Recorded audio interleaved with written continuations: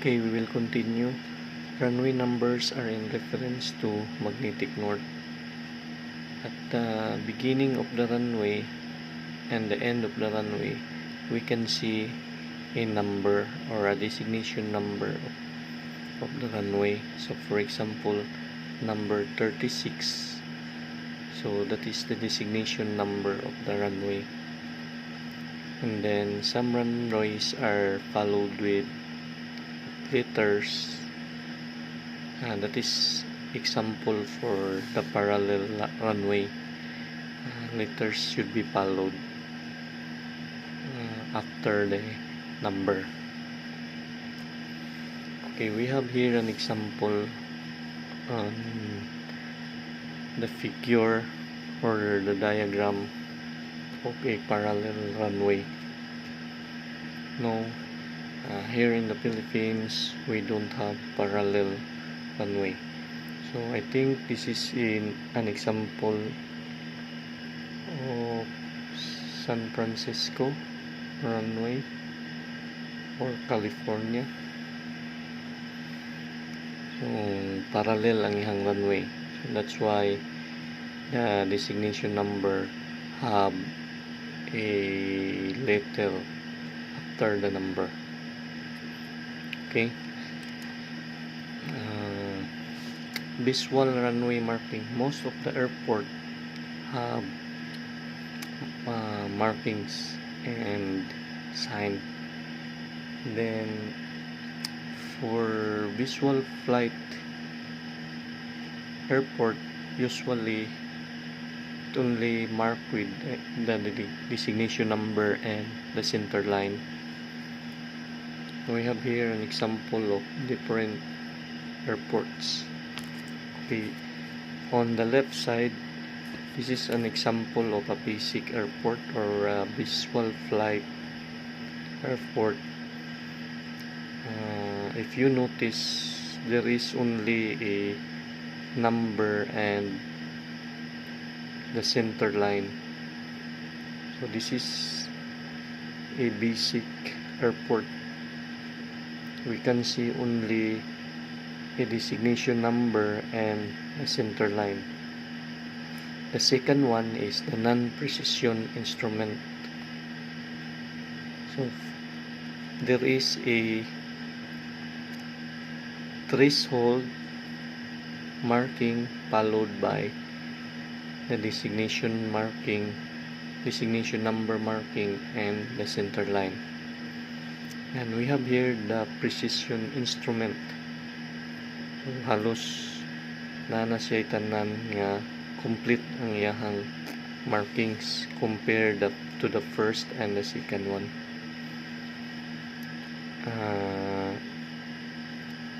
We have the threshold marking or marker, and then at the edge there is a side stripe, and then we have number 36 for the designation marker, designation number marker.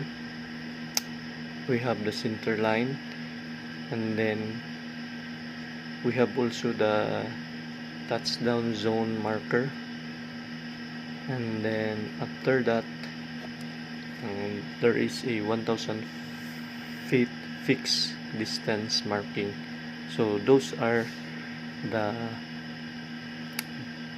different runway. And the last one on the right, that is the short takeoff and landing runway, stall airport. So there is a later stall before the designation number. Okay, so that the pilot will aware that the runway is short. So short takeoff and landing runway. And then from the edge going to the touchdown or end point, that is only 300 feet, and then we have the touchdown aim point for the 200 feet. So these are the 4 different runway. So you can see the difference between the 4 runway.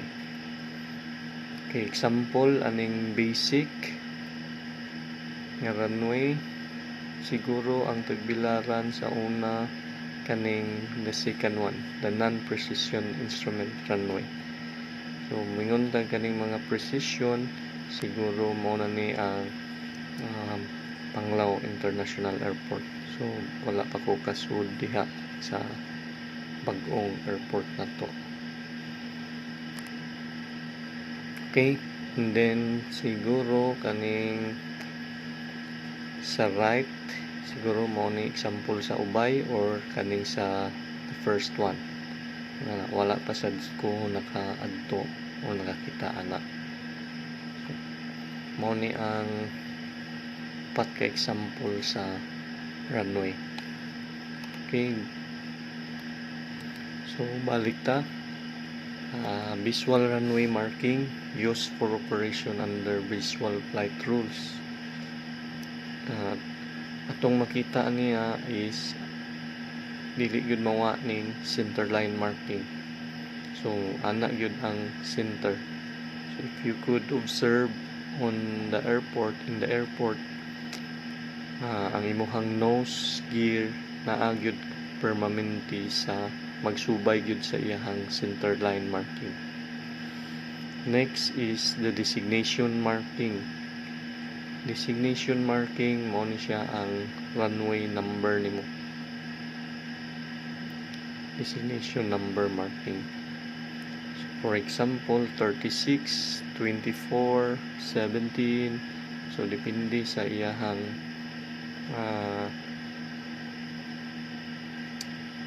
magnetic north reference. And then threshold marking on runway use. Then we have the fixed distance marking 4,000 feet. Then holding position markings for taxiway runway intersection. Okay, unsa man holding position markings? Kung if we say holding position marking, that this is a stop sign. So meaning once you intersect to the runway from the taxiway, so you have to ask permission of the air control tower or need to stop if you are almost to the holding position markings prior to the intersection.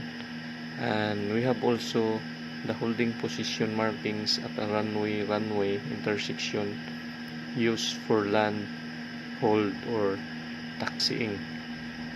Okay, later on we will discuss that one by one.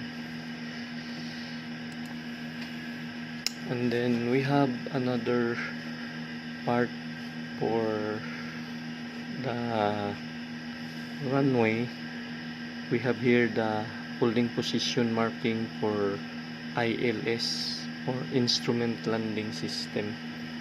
So something instrument landing system, this is the one who will broadcast signals to the instrument of the aircraft. So dili ni siya ingon nga murag necessary, pero this is good for poor weather operation, no? Yung usahay mag-uwan, dili ta kakita sa mga sign o markings, the pilot will rely on the instrument. So kinahanglan kani nga instrument makita ni nato sa side of the runway. So kinahanglan wa siya obstacles nga mo babag niya ani. And then the touchdown zone, side strips, and ILS and critical areas.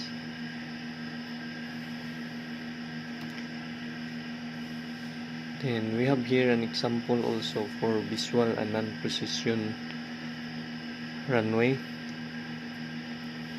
So on the top we have here the threshold markings, this one, and this is the threshold, the sides, the edge or the side stripe, and then the designation marking, the pavement edge, center line, and then the aiming point marking. Then for the visual runway markings, we have here the threshold, the designation number, and then the center line, and we have the aiming point also.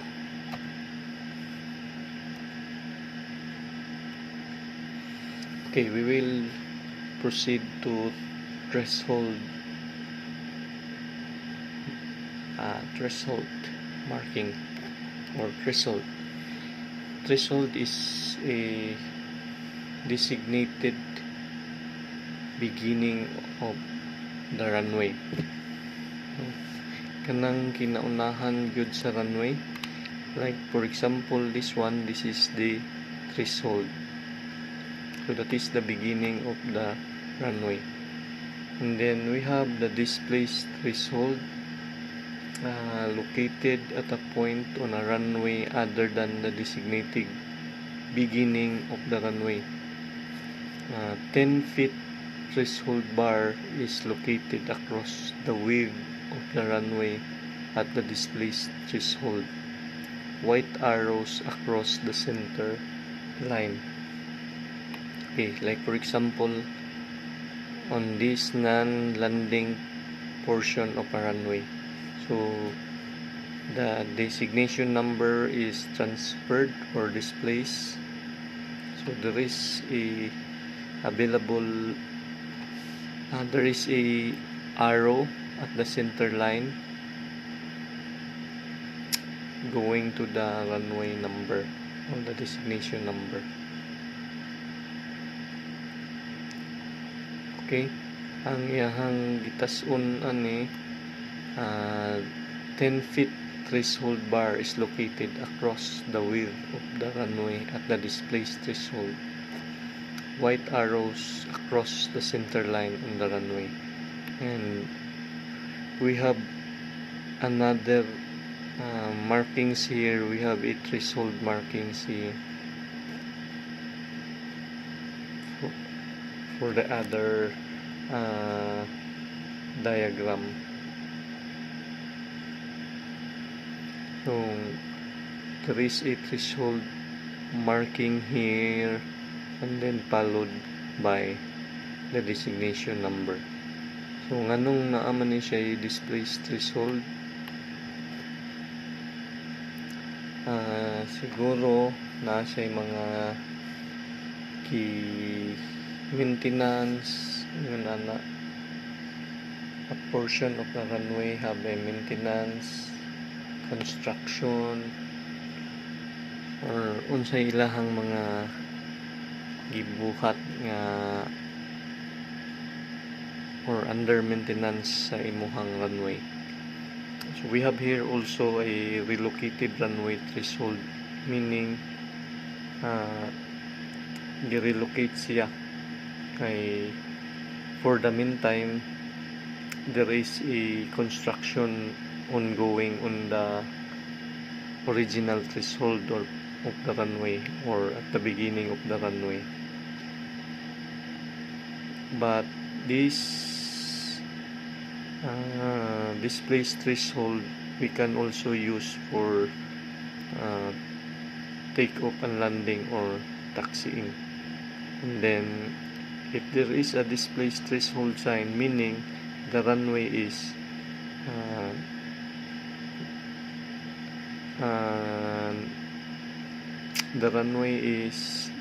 short already.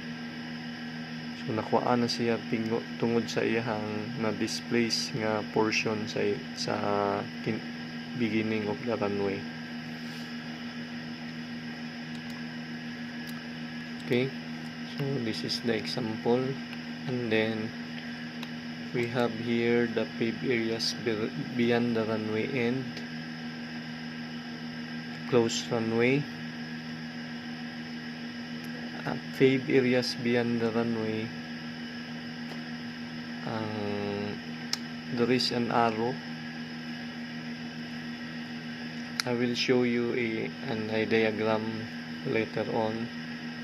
And then for the closed runway, meaning the runway or a taxiway is closed, we should put a letter X at the runway number. For most of the letter X used is composed of lights. So naay bar or wood, and then composed of lights na ibutang sa imuhang runway number in order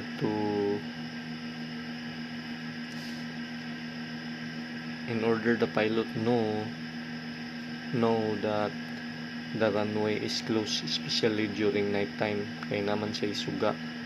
So kung uban sad ang ilang gigamit na ay puti nga canvas dako kaayo, 10 feet ang iyang gitas-on, butang mark siya with letter X, and then butangan siya og sandbag aron dili mapalid siya sa hangin.